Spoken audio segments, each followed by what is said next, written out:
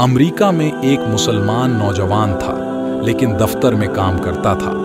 دفتر میں کام کرنے والی ایک امریکن لڑکی سے اس کا تعلق بن گیا اور اس کی محبت کا تعلق یہ اتنا بڑھا کہ اس نے محسوس کیا کہ اب میں اس کے بغیر رہ نہیں سکتا۔ لہٰذا اس نے اس کے ماں باپ کو پیغام بھیجا کہ میں اس سے شادی کرنا چاہتا ہوں۔ اس کے ماں باپ نے کہا، ہماری شرط یہ ہے کہ ہم عیسائی ہیں، آپ کو اپنا دین چھوڑ کر عیسائی بننا پڑے گا، ماں باپ سے تعلق ختم کرنا پڑے گا، آپ اپنے ملک واپس نہیں جایا کریں گے، جس سماج میں آپ رہتے ہیں اس سے آپ بالکل ملا ہی نہیں کریں گے۔ اگر آپ یہ سب شرطیں پوری کر دیں گے تو ہم اپنی بیٹی کی شادی آپ سے کر دیں گے۔ یہ اپنے جذبات میں اتنا دبا ہوا تھا کہ اس اللہ کے بندے نے ساری شرطیں قبول کر لی۔ ماں باپ سے رشتہ ختم، عزیز و قریبی لوگوں سے رشتہ ختم، ملک سے رشتہ ختم، اور جس سماج میں رہتا تھا ان سے رشتہ ختم کر دیا، حتیٰ کہ یہ عیسائی بن کر عیسائیوں کے ماحول میں زندگی گزارنے لگ گیا۔ اس نے اپنی شادی کر لی۔ مسلمان بڑے پریشان، کبھی کبھی وہ اس کو تلاش کرنے کی کوشش کرتے، مگر یہ ان سے ملنے سے بھی گھبرایا کرتا تھا۔ کبھی کہیں سے کسی کو دیکھ بھی لیتا تو دور سے کترا جاتا تھا۔ لوگ آخر تھک گئے۔ کسی نے کہا کہ اس کے دل پر مہر لگ گئی ہے، کسی نے کہا یہ اسلام سے پھر گیا، کسی نے کہا اس نے جہنم خرید لی، کسی نے کہا اس نے بڑا مہنگا سودا خریدا۔ ہر ایک کی اپنی اپنی باتیں تھیں۔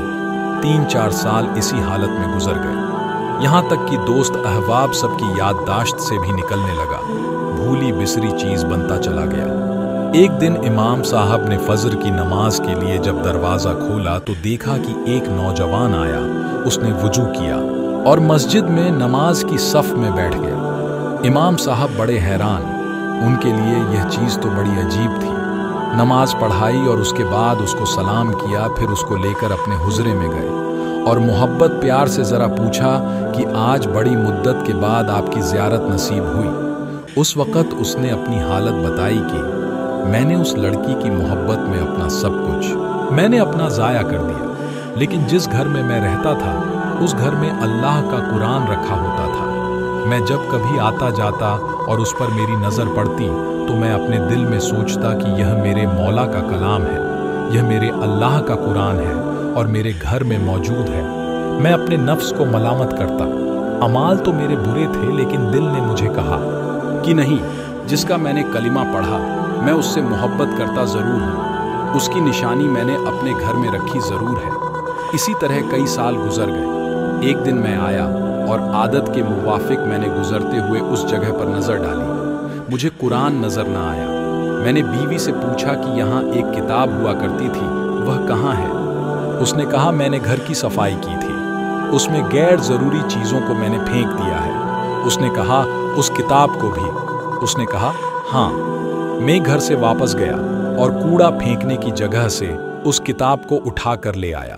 جب لڑکی نے دیکھا کہ یہ بہت زیادہ اس کتاب کا احساس کر رہا ہے تو وہ بھی احساس کرنے لگی کہ آخر وجہ کیا ہے۔